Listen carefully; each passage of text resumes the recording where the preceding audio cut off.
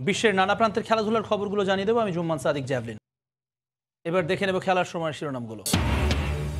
বায় বাবলের নামে আইসিসির প্রহসন, গাদাগাদি করেই আরব আমিরাতে প্রবেশ করতে হচ্ছে ক্রিকেটারদের। সুপার 12-এ অংশ নিতে বড় স্বপ্ন নিয়ে দুবাইয়ে টাইগাররা। বিশ্বকাপের সুপার 12 পর্বের জন্য প্রস্তুত আরব আমিরাত। দুবাইয়ে বাংলাদেশের একটা ম্যাচ থাকায় হতাশ প্রবাসী সমর্থকরা।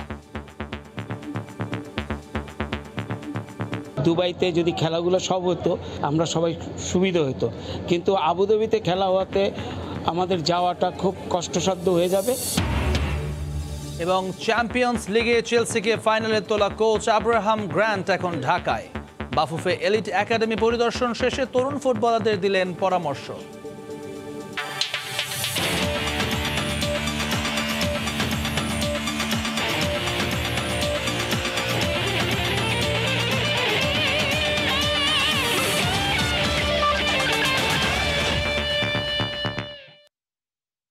স্কটল্যান্ডের বিপক্ষে বাংলাদেশের আত্মসমর্পণ করেছে এমন খেলা অপ্রত্যাশিত। ম্যাচ হারের পর যা বলেছি আমি এখনও ওই কথায় অনড় আছি। মাহমুদুল্লাহর বক্তব্যের পর এমন প্রতিক্রিয়ায় সময় সংবাদে ব্যক্ত করেছেন বিসিবি সভাপতি নাজমুল হাসান পাপন। এদিকে টি-20 ফরম্যাট থেকে অবসর নিতে চেয়েছিলেন নাকি তামিম ইকবাল, তবে বোর্ড প্রধান বোঝানোই তা করেননি তামিম। ভবিষ্যতে দলের প্রয়োজনে অধিনায়ক পরিবর্তন করা হবে। আর হেড কোচ রাসেল ডমিঙ্গোর সঙ্গে 2 বছরের চুক্তি নবায়ন করেছে ক্রিকেট বোর্ড। দুটো জিনিস কোনোভাবেই আমার কাছে মিলে নাই। একটা হচ্ছে ও বলছে কমিটমেন্ট নিয়ে প্রশ্ন করা হলে কষ্ট লাগবে না, ওদের লাগে। তো ওদের কমিটমেন্ট নিয়ে কেউ প্রশ্ন করেছে বলে আমার জানা নেই। This is number 1। মানে বিসিবির কেউ তো আমি ছাড়া কথা বলার নাই, বলবে কে? সো যা বলেছে আমি বলেছি। সো এখানে কমিটমেন্ট নিয়ে একবারও কোনো কথা বলা হয়নি। নাম্বার 2, ওদেরকে ছোট করার কথা বলেছে। এটা না, কথাটা হচ্ছে যে ইমোশনাল, এটা একটা ইমোশনাল। ও বলেছে, এখন কি করব, মানে এটা নিয়ে কিছু নাই। তবে আমার মনে হয় যে যা বলেছি I stick to my point, যে ওদের অ্যাপ্রোচ, অ্যাটিটিউড, প্ল্যানিং কোনোটাই আমার ভালো লাগেনি, কোনোটাই আমার পছন্দ হয়নি ফার্স্ট গেমে। একটা জিনিস ওরও জানা উচিত, বোঝা উচিত, বা সব প্লেয়ারেরই আমি বলবো, ও বলেছে আমরাও তো মানুষ, এদেশের যারা ওদের সাপোর্টার তারাও মানুষ, যারা দর্শক তারাও মানুষ, এবং বিসিবি তো কোনো মানুষ ছাড়া কিছু নাই, মানুষই। সো সবারই ইমোশন আছে। একটা অ্যাসোসিয়েট মেম্বারের কাছে যদি হেরে যায়, আর হারার তো একটা, যে কোনো টিমের সাথে যে কেউ হারতে পারে ক্রিকেটে, এটা তো পুরো আত্মসমর্পণের মতো মনে হচ্ছে আমার কাছে। এইগুলাকে পার্সোনালি নেওয়ার কোনো ব্যাপারই নেই, প্রশ্নই ওঠে না। কারণ আমরা যে যাই বলি না, কারণ এটা তো দলের জন্য, দেশের জন্য বলছি, কোনো ব্যক্তির বিরুদ্ধে তো বলা হচ্ছে না। 3 ফরম্যাটে 3 অধিনায়কের যুগে বাংলাদেশ লম্বা সময় হলো, কিন্তু ভবিষ্যতে অধিনায়কত্বের পরিবর্তনের পরিকল্পনা আছে বোর্ডের। এই মুহূর্তে চেঞ্জের কথা যে আমরা চিন্তা করেছি তা না, তবে আশাটা স্বাভাবিক। There is a possibility change আসবে। এটা বলবো, এটা এখন বলবো না। নতুন এক বিস্ফোরক খবর জানা গেল, তা হলো টি-20 ফরম্যাটে নাকি তামিম ইকবাল অবসরই নিতে চেয়েছিলেন, তবে তা হতে দেননি বোর্ড প্রধান। তামিম প্রত্যেকটা সিদ্ধান্ত আমার সাথে আলাপ করে নিয়েছে। ও নিউজিল্যান্ডে যাওয়ার আগে, আমাকে নিউজিল্যান্ডে ট্যুর করার আগেই ও আমাকে বলেছে ও টি-20 থেকে রিটায়ার করতে চায়, ও খেলতে চায় না। আমি ওকে বলেছি তুমি এখন এসব কিছু করো না, তুমি ঘুরে আসো তারপর। এদিকে হেড কোচ রাসেল ডমিঙ্গোর সাথে বিসিবি বিশ্বকাপের আগেই 2 বছরের চুক্তি নবায়ন করেছে, তবে আগামী 1 বছরে বোর্ড চাইলেও চাকুরিচ্যুত করতে পারবে না রাসেল ডমিঙ্গোকে। 2 বছরের চুক্তি হয়েছে তার সাথে, বাট এটুক শিওর। হুমায়ুন কবির রোজ, সময় সংবাদ, ঢাকা। ওমান থেকে বিশ্বকাপের 2য় পর্ব খেলতে আরব আমিরাতে পৌঁছেছে বাংলাদেশ ক্রিকেট দল। চার্টার্ড ফ্লাইটে আসলেও দুবাই বিমানবন্দরে ছিল না স্বাস্থ্যবিধির কোনো বালাই। সাধারণ যাত্রীদের সাথেই ইমিগ্রেশন সম্পন্ন করে বাংলাদেশ ও স্কটল্যান্ডের ক্রিকেটাররা। বিমানবন্দরে হাজারো যাত্রীদের মাঝেই চলাফেরা করে ক্রিকেটাররা, জানিয়ে পুরো আসরেই বায়ো সিকিউরিটি পরিবেশ নিয়ে উঠছে প্রশ্ন। দুবাই থেকে সাজিদ মুস্তাফিদের রিপোর্ট। বিশেষ ব্যবস্থাপনায় হচ্ছে এবারের টি-20 বিশ্বকাপ। করোনার জন্য বাড়তি সতর্কতা সবখানে। প্রথম পর্ব শেষ করে ওমান থেকে আরব আমিরাতে বাংলাদেশ দল। গেল 1 বছরে বাংলাদেশ দল যতগুলো আন্তর্জাতিক সিরিজ খেলেছে সবই হয়েছে বায়োবাবলে। বিশ্বকাপও হচ্ছে একই ব্যবস্থাপনায়, কিন্তু আসরের মূল পর্ব শুরুর আগেই প্রশ্নবিদ্ধ আইসিসির পুরো আয়োজন। সুপার 12-এ জায়গা করে নিয়ে বাংলাদেশ ও স্কটল্যান্ড দল মাস্কাট থেকে চার্টার্ড ফ্লাইটে আসে দুবাই, কিন্তু বিমানবন্দরে দেখা গেল নজিরবিহীন চিত্র। বিশ্বের সবচেয়ে ব্যস্ত বিমানবন্দর দুবাই, প্রতিদিন হাজারো মানুষের যাতায়াত। সেখানে সাধারণ যাত্রীদের মতোই লাইনে দাঁড়িয়ে ইমিগ্রেশনের আনুষ্ঠানিকতা সম্পন্ন করেন ক্রিকেটাররা। তবে চিত্রটা আরও ভয়াবহ এরপর। ক্রিকেটাররা আছেন বায়ো বাবলে, কিন্তু লাগেজ বেল্টের সামনে হাজারো মানুষ, যেখানে অরক্ষিত ক্রিকেটাররা। এই নিয়ে দলের এক খেলোয়াড় জানান তার ক্ষোভের কথা, যদিও তা ক্যামেরার সামনে বলতে রাজি হননি। শুধু বাংলাদেশ না, সঙ্গে ছিলেন স্কটল্যান্ডের ক্রিকেটাররাও। বিমানবন্দর থেকে বের হওয়ার পরে ভক্তদের সামনে টাইগার ক্রিকেটাররা, অনেককেই মেটাতে হয় সেলফি তোলার আবদার। ক্রিকেটারদের নিরাপত্তা নিশ্চিতে দেখা যায়নি কোনো নিরাপত্তা কর্মীদেরও। একজন মাঠকর্মী থেকে পুরো আইপিএলে ছড়িয়ে যায় করোনা সংক্রমণ, যার ফলাফল সবারই জানা। স্থগিত হওয়া সেই আসর পরে সম্পন্ন হয় আরব আমিরাতে। কিন্তু বিশ্বকাপের মূল লড়াই শুরুর আগে আইসিসির এমন দায়িত্বহীন আচরণ শঙ্কা বাড়াচ্ছে। এই হলো আইসিসির বায়ো বাবলের নমুনা। চার্টার্ড ফ্লাইটে দুবাই আসলেও বিমানবন্দরে নেই কোনো বিশেষ ব্যবস্থা। অন্য যাত্রীদের সঙ্গে চলাফেরা করছেন ক্রিকেটাররা, যাতে প্রশ্নবিদ্ধ হচ্ছে পুরো টুর্নামেন্ট। সাজিদ মুস্তাফিজ, সময় সংবাদ, দুবাই, সংযুক্ত আরব আমিরাত। শুরু হয়ে গেছে কাউন্টডাউন। গ্রুপ পর্বের আনুষ্ঠানিকতা শেষে মূল আসরে প্রবেশ করতে যাচ্ছে আইসিসির টি-20 বিশ্বকাপ। তবে আগের সূচিতে সুপার 12-এ 3 ম্যাচের কথা থাকলেও এখন মাত্র 1 ম্যাচ দুবাইয়ে হওয়ায় মনক্ষুণ্ণ এখানকার প্রবাসী বাঙালিরা। যদিও দেশের জন্য নিজেদের স্বস্তির কথা না ভেবে দলকে সমর্থন জোগানোর অভিপ্রায় তাদের মাঝে। আশা দুর্দান্ত জয়ে এর প্রতিদান দেবেন সাকিব রিয়াদরা। দুবাই থেকে সুমন সরকারের ক্যামেরায় বিস্তারিত জানাচ্ছেন নিয়ন মোহাইমিন। ওমান পর্ব শেষ, এবার পালা আরব আমিরাতের। প্রাথমিক পর্ব পেরিয়ে যারা এসেছে সুপার 12-এ তাদের লড়াই দিয়ে শুরু হতে যাচ্ছে মূল আসর। আবুধাবিতে অস্ট্রেলিয়ার প্রতিপক্ষ দক্ষিণ আফ্রিকা, আর দুবাইয়ে উইন্ডিজ খেলবে 3 লায়নদের বিপক্ষে। প্রস্তুত আবুধাবি, দুবাই, শারজাহ, প্রস্তুত প্রবাসী বাঙালিরাও। তবে মূল শহরে এখনো লাগেনি রঙের ছোঁয়া। কর্মব্যস্ত জীবনে অনেকে জানেও না মেগা এই ইভেন্টের কথা, কিন্তু স্পোর্টস সিটি থেকে শুরু করে জায়েদ স্টেডিয়াম, সব জায়গাকে নবরূপে সাজিয়েছে আইসিসি। এদিকে বিশ্ব আসরের স্বপ্নে যখন মুদ পুরো ক্রিকেট দুনিয়া, তখন আলোর নিচে অন্ধকার দুবাইয়ে। মন ভালো নেই প্রবাসী বাঙালিদের। আইসিসির হঠকারিতায় বাংলাদেশের 2টো ম্যাচ সরে গেছে দুবাই আন্তর্জাতিক ক্রিকেট স্টেডিয়াম থেকে। এমনকি বদলে গেছে ম্যাচ শুরুর সময়টাও। এ অবস্থায় অনেকের জন্যই খেলা দেখাটা কষ্টকর হয়ে যাবে বলে মনে করেন তারা। যেহেতু আমরা দুবাইতে, তো আমাদের দুবাইতে যদি খেলাগুলো সব হতো, দুবাইতে আমাদের জন্য সব আমাদের যে খেলাপ্রিয় দর্শক আছে আমরা সবাই সুবিধা হতো, কিন্তু আবুধাবিতে খেলা হওয়াতে আমাদের যাওয়াটা খুব কষ্টসাধ্য হয়ে যাবে। তবে নিজেদের স্বস্তির চেয়েও দলের ভালো খেলাই প্রাধান্য পাচ্ছে সমর্থকদের কাছে। তাদের আশা ওমান পর্বের ভুল ত্রুটি শুধরে আরব আমিরাতে নতুন এক বাংলাদেশকে দেখবে ক্রিকেট বিশ্ব। মাহমুদুল্লাহর নেতৃত্বে যারা বিশ্বজয়েরও মূল দাবিদার। যেহেতু কিছুদিন আগে আমরা নিউজিল্যান্ডকে হারিয়েছি এবং অস্ট্রেলিয়াকে হারিয়েছি, সেই আত্মবিশ্বাস আমাদের মাঝে আছে। ইনশাআল্লাহ সেই আত্মবিশ্বাসের ভর করে আমরা কিন্তু এখানে বিশ্বকাপে আমরা আরো ভালো করতে পারবো, সেটা আশা রাখি। আমরা যে পড়ুক না কেন এই খেলাতে, ভারত বলেন, পাকিস্তান বলেন, ইংল্যান্ড বলেন, অস্ট্রেলিয়া বলেন, ইনশাল্লাহ আমাদের জয় সুনিশ্চিত। আমাদের টাইগাররা আমাদের বিজয় ছিনিয়ে আনবে। শুরু হয়ে গেছে ক্ষণ গণনা, আর মাত্র কয়েক ঘন্টা। এরপরই আবুধাবি এবং দুবাইয়ে আলাদা 2টো ম্যাচ দিয়ে শুরু হতে যাচ্ছে বিশ্বকাপের মূল আসর। যদিও মন ভালো নেই বাঙালি প্রবাসীদের, কারণ আইসিসির আইনের মার প্যাচে দুবাই যে হারিয়েছে বাংলাদেশের 2টো ম্যাচ। তাই খেলা দেখতে পারা না পারার আক্ষেপ থাকলেও সাকিব মুশফিকরা মাঠের পারফরমেন্সে সে দুঃখ মোচন করবে বলে আশাবাদ তাদের। নিয়ন মোহাইমিন, সময় সংবাদ, দুবাই, সংযুক্ত আরব আমিরাত। শনিবার থেকে সংযুক্ত আরব আমিরাতে শুরু হচ্ছে টি-20 বিশ্বকাপের সুপার 12-এর পর্ব। এরই মধ্যে দুবাই পৌঁছেছে বাংলাদেশ ক্রিকেট দল। এসবের বিস্তারিত জানাতে দুবাই থেকে রিপোর্টার সাজিদ মুস্তাহিদকে সঙ্গে নিয়ে সরাসরি যুক্ত হচ্ছেন আমাদের আরেক সহকর্মী নিয়ন মোহাইমিন।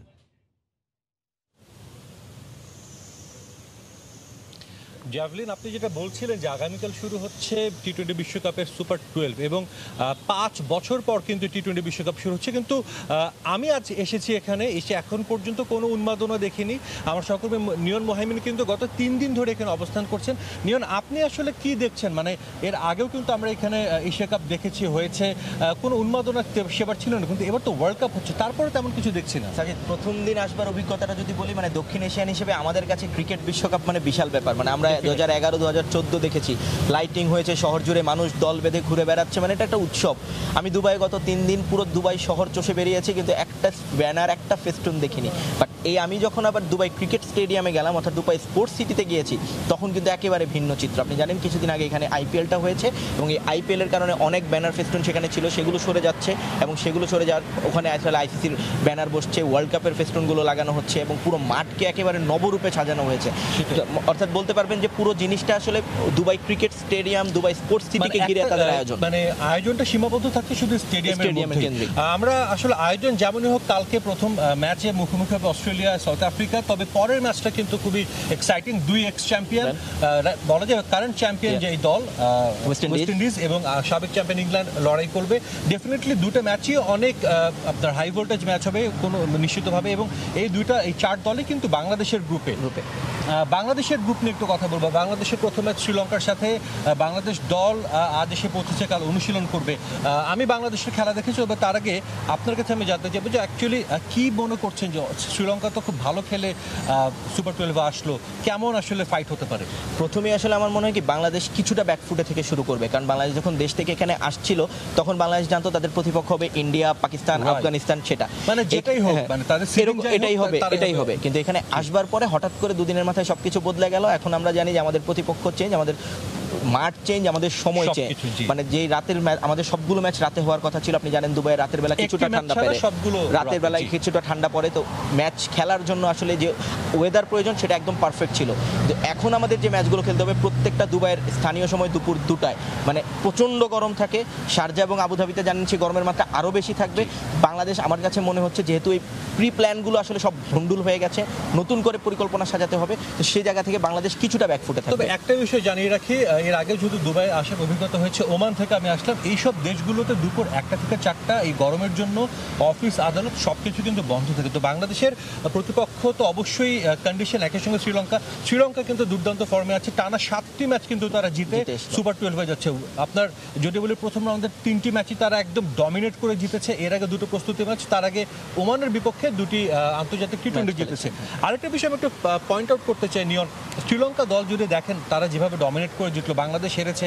আমরা কিছুক্ষণ আগে প্রতিবেদন শুনছিলাম, বিসিবি সভাপতি বলছিলেন যে আসলে কেন একটা অ্যাসোসিয়েট দেশের কাছে বাংলাদেশ হারবে। যদি আমরা শ্রীলঙ্কাকে দেখি, শ্রীলঙ্কার বিপক্ষে যে প্রতিপক্ষ যারা 3 জন ছিল, আয়ারল্যান্ড কিন্তু টেস্ট প্লেইং নেশন, তারপরও এই 3 দলের মধ্যে একটি দলে মাত্র 100 করতে পেরেছে, 101।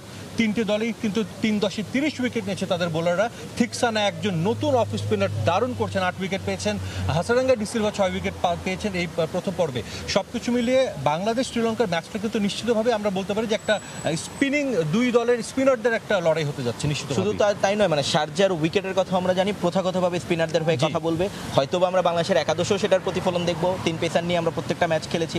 শারজার ম্যাচটা আমরা মনে হয় না 3 পেসার নিয়ে খেলবো, সেখানে স্বাভাবিকভাবেই 3 জন স্পিনার থাকবেন, যেহেতু সাকিব আল হাসান অটোমেটিক চয়েস, সাথে আরো 2 জন আসছেন, দারুণ খেলছেন, তো নাসুমের ইনক্লুশন হবে, এটা আমরা ধরিয়ে নিতে পারি। শ্রীলঙ্কাকে নিয়ে আসলে আলাদা করে বলার কিছু নেই। টম মুডি এবং মিকি আর্থার মিলে এই দলটাকে আসলে পুরো আমূলে বদলে দিয়েছে। একটা বিশাল গ্যাপের মধ্যে দিয়েছে, জেনারেশন গ্যাপের পরে ওদের একটা ট্রানজ্যাকশন পিরিয়ড চলছিল, সেই পিরিয়ডটা তারা উতরে গেছে, এবং এখন তারা যে অবস্থায় আছে, যে সেই পাপে আছে, মানে ওয়ার্ল্ড কাপে এখন যে কোনো দলকে তারা চ্যালেঞ্জ করতে পারবে। এবং বাংলাদেশের জন্য কিন্তু এই ভালো একটা স্টার্ট। আমরা জানি বাংলাদেশের একটা মোমেন্টাম দরকার ছিল, টানা 2টো ম্যাচ হারলো, আপনার প্রস্তুতি ম্যাচ, এরপর স্কটল্যান্ড, এর পরের যে ম্যাচটি ওমানের সাথে একটা ফাইট হয়েছিল, কিন্তু পিএনজির বিপক্ষে কিন্তু ডমিনেট করে জিতেছে। একটা ভালো মোমেন্টামের মধ্যে বাংলাদেশ আছে। ডেফিনেটলি বাংলাদেশ যদি এই মোমেন্টামটা ধরে রাখতে পারে, ক্রিকেটারদের মধ্যে অনেক মান অভিমানের গল্প চলছে যেটা আমরা জানি, সেগুলো যদি তারা সাইড করে রেখে যদি বাংলাদেশ টিম ডেফিনেটলি এই মাঠে নামতে পারে। এবং শ্রীলঙ্কা কিন্তু আসলে আমরা জানি বাংলাদেশ কিছুদিন আগে শ্রীলঙ্কার বিপক্ষে সিরিজ খেলেছে। শ্রীলঙ্কা দল কিন্তু বাংলাদেশের সাথে পরিচিত, মানে আমরা বলতে পারি যে ফ্যামিলিয়ার, সবাই সবার সাথে কেমন কি খেলে আমরা এটা সবাই জানি। সেক্ষেত্রে বাংলাদেশের কিন্তু একটা ডেফিনেটলি চান্স থাকবে। শ্রীলঙ্কা দল যতই ভালো থাকুক, যেহেতু একটা ফ্যামিলিয়ার এখন সমমানের বলা যায় টি20তে, তাদের দলে কিন্তু বাংলাদেশের মধ্যে এত এক্সপিরিয়েন্স প্লেয়ার নেই, তবে বাংলাদেশ এক্সপিরিয়েন্সে এগিয়ে থাকবে। ডেফিনেটলি এই এক্সপিরিয়েন্সটা যদি কাজে লাগাতে পারে বাংলাদেশ কিন্তু শুরুটা ভালো করলে আই থিঙ্ক অনেক দূর যেতে চাইবে। আপনি একটু ছোট করে বলুন। দুটো দল আসলে এক জায়গা থেকে শুরু করবে, বাংলাদেশ কিছুটা ব্যাকফুটে থাকবে। আমি বললাম যে কন্ডিশন প্রি প্ল্যানিং এর ওদিক থেকে, কিন্তু ম্যাচের যদি বলেন দুটো দল একই জায়গা থেকে শুরু করবে। 2টি দলেরই আবুধাবিতে খেলার সৌভাগ্য হয়েছে, কিন্তু কেউই কিন্তু শারজাতে কোনো ম্যাচ খেলেনি। তাই শারজার পিচ, উইকেট সম্বন্ধে 2 দলের চেনা জানা পরিচয় সবকিছু আসলে একই রকম। দুটো টিমই আনকোরা, বাংলাদেশ অভিজ্ঞতার দিক থেকে আমাদের প্লেয়ারদের হিসেব করলে অনেক বেশি এগিয়ে থাকবে, কিন্তু তারপরেও আমি বলবো যে আপনি যদি আমাকে জিজ্ঞেস করেন, আমি বলবো শ্রীলঙ্কা হয়তোবা কিছুটা এগিয়ে থাকবে এখানে। ডেফিনেটলি আসলে বাংলাদেশের জন্য কিন্তু একটা অনেক বিশাল মোমেন্ট অপেক্ষা করছে। এর আগে বাংলাদেশ দুবাই আবুধাবি খেলেছে, but Sharjah is iconic ground. আমরা জানি মিরপুর যেরকম অনেক ম্যাচ আয়োজন করে, একসময় শারজা কিন্তু বিশ্ব ক্রিকেটের কেন্দ্র ছিল। আমরা জানি এখানে অনেক ম্যাচ হয়েছে। সেই ম্যাচে বাংলাদেশ দলের টি-20 ডেবু হবে। বাংলাদেশের আগেও খেলেছে, বাট টি-20 ডেবু হবে। আমরা প্রত্যাশা করছি আসলে বাংলাদেশ সেই ম্যাচে ভালো কিছু শুরু করবে। আমাদের দুজনের কাছ থেকে দুবাই থেকে এই ছিল সবশেষ খবর। দুবাই থেকে টি-20 বিশ্বকাপের সুপার 12 যেটি শুরু হবে আগামীকাল, তার সবশেষ খবর জানাচ্ছিলেন নিয়ন মুহাইমিনকে সঙ্গে নিয়ে সাজিদ মুস্তাহিদ। চূড়ান্ত হলো টাইগারদের সুপার 12-এর লাইন আপ। আইসিসির ভুলে হঠাৎ করে বাংলাদেশের গ্রুপ বদলে গেলেও সেটাকে সাপে বর হিসেবেই দেখছেন সাবেক ক্রিকেটার ও ক্রিকেট বিশ্লেষকরা। প্রশংসা করেছেন চাপের মুহূর্তে ভেঙে না পড়ে দলের লড়াকু পারফরমেন্সকে। তবে মাঠের বাইরের নানা মন্তব্যকে খুব একটা আমলে না নিয়ে পরামর্শ দিলেন স্বাভাবিক ক্রিকেটটাই খেলার করেছে বিশ্লেষকদের। প্রথম ম্যাচটা আনফরচুনেটলি হেরে গিয়েছিলাম স্কটল্যান্ডের কাছে, সেই থেকে এক ধরনের চাপের মুখে কিন্তু আমাদের দলটা ছিল। দ্বিতীয় ম্যাচে যদিও আমরা মোটামুটি কমফোর্টেবলি জিতেছি, তারপরও কিছুটা হলো চাপ ছিল। প্রথম ম্যাচের ধাক্কার পর থেকে পুরো টিমটা যেভাবে আপনার ঘুরে দাঁড়িয়েছে, মূল পর্বে টুর্নামেন্টের জন্য আমাদের জন্য পজিটিভ সাইড। নেগেটিভ কথাবার্তা যদি একটা সীমা ছাড়িয়ে যায়, সেক্ষেত্রে সেটার এফেক্ট দলের উপর থাকবেই। রিয়াদ যেভাবে রিয়াক্ট করেছে সেটা হয়তো মিডিয়ার জন্য অনেক বড় খড়ক হতে পারে, বাট আমার কাছে মনে হয় যে পার্সোনাল অ্যাটাক না করাই ভালো। গ্রুপ রানার্স আপ হয়ে টাইগারদের লড়তে হচ্ছে অস্ট্রেলিয়া, ইংল্যান্ড, ওয়েস্ট ইন্ডিজ, দক্ষিণ আফ্রিকার মতো দলগুলোর বিপক্ষে। তবে আইসিসির পূর্বের শিডিউল হিসেবে বাংলাদেশের ম্যাচ খেলার কথা ছিল উপমহাদেশের দলগুলোর বিপক্ষে। এটাকে সাপে বর হিসেবেই দেখছেন বিশ্লেষকরা। এটা একদিকে আমাদের জন্য সাপে বর হতে পারে। পাকিস্তান, ইন্ডিয়া এদের সাথে খেলার থেকে আমার মনে হয় যে ওই গ্রুপে যে খেলাটা আমাদের জন্য মনে হয় কিছুটা স্বস্তির হতে পারে। যেহেতু উইকেটগুলো আস্তে আস্তে হয়তো একটু স্লো হবে, স্পিন বোলারদের বোলিং করার কিছু সুযোগ আছে, সেইটা হয়তো আমরা কাজে লাগাতে পারবো। সেই সঙ্গে নিজেদের সামর্থ্যের পুরোটা দিতে পারলে লক্ষ্য সেমিফাইনাল খেলাটা খুব একটা দূরের বাতিঘর হবে না বলেই মনে করেন সাবেক ক্রিকেটার ও বিশ্লেষকরা। মাহবুব রিমন, সময় সংবাদ। চেলসিকে উয়েফা চ্যাম্পিয়ন্স লিগের ফাইনালে তোলা কোচ আব্রাহাম গ্রান্ট এখন ঢাকায়। বাফুফে এলিট একাডেমি পরিদর্শন শেষে তরুণ ফুটবলারদের পরামর্শ দিলেন। তার আসার খবর শুনে মাঠেই উপস্থিত বাংলাদেশের চেলসি ফ্যান ক্লাবের সদস্যরা। বাংলাদেশের যে প্রতিভাবান খেলোয়াড় রয়েছে, তাদের নিয়ে দক্ষিণ এশিয়ার সেরা হওয়া সম্ভব বলে মনে করেন গ্রান্ট। 2008 সালে চেলসিকে চ্যাম্পিয়ন্স লিগ ফাইনালে তোলা কোচ এখন ঢাকায়। কমলাপুরে অবস্থিত বাফুফের উদীয়মান তরুণ ফুটবলারদের নিয়ে এলিট ক্যাম্পে আগমন। এক ঝাঁক তরুণ ফুটবলারকে নিজের সমৃদ্ধ অভিজ্ঞতার ভান্ডার থেকে উপদেশ দিলেন।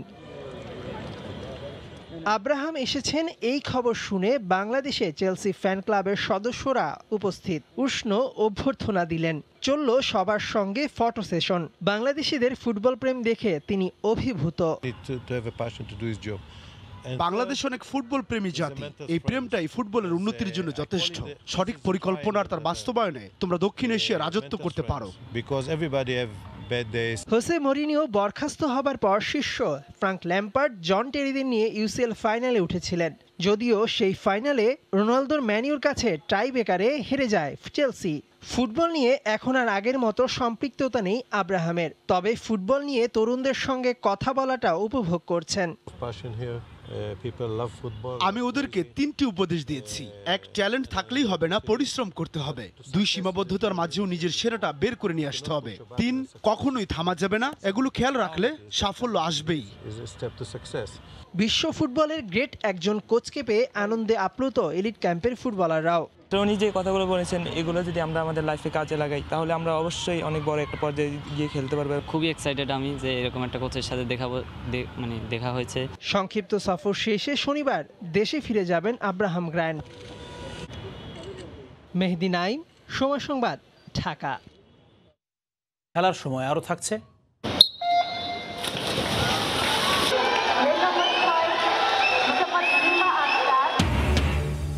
শুরু হয়েছে বঙ্গবন্ধু 30তম জাতীয় সাঁতার, ডাইভিং ও ওয়াটার পোলো প্রতিযোগিতা। প্রথম দিনেই 3 ইভেন্টে হয়েছে নতুন জাতীয় রেকর্ড। দেশের সাঁতারের খবর। বাংলাদেশ সুইমিং ফেডারেশনের ব্যবস্থাপনায় শুরু হয়েছে বঙ্গবন্ধু 30তম জাতীয় সাঁতার, ডাইভিং ও ওয়াটার পোলো প্রতিযোগিতা। বিকেলে মিরপুরের সৈয়দ নজরুল ইসলাম জাতীয় সুইমিং কমপ্লেক্সে প্রতিযোগিতার উদ্বোধন করেন ফেডারেশনের সাধারণ সম্পাদক এমবি সাইফ। প্রথম দিনে সাঁতারে 12টি ইভেন্ট অনুষ্ঠিত হয়, যেখানে 3টি ইভেন্টে নতুন জাতীয় রেকর্ড হয়েছে। নৌবাহিনীর কাজল মিয়া, মরিয়ম আক্তার ও জুথি আক্তার গড়েন নতুন রেকর্ডগুলো। এদিকে প্রতিযোগিতার প্রথম দিন শেষে বাংলাদেশ নৌবাহিনী 10টি স্বর্ণ, 8টি রৌপ্য, 2টি ব্রোঞ্জ পদক পেয়েছে। আর বাংলাদেশ সেনাবাহিনী পেয়েছে 2টি স্বর্ণ, 4টি রৌপ্য ও 2টি ব্রোঞ্জ। এছাড়া বিকেএসপি 4টি ব্রোঞ্জ পদক অর্জন করেছে। 3 দিন ব্যাপী এই সাঁতার প্রতিযোগিতা শেষ হবে আগামী 24 অক্টোবর।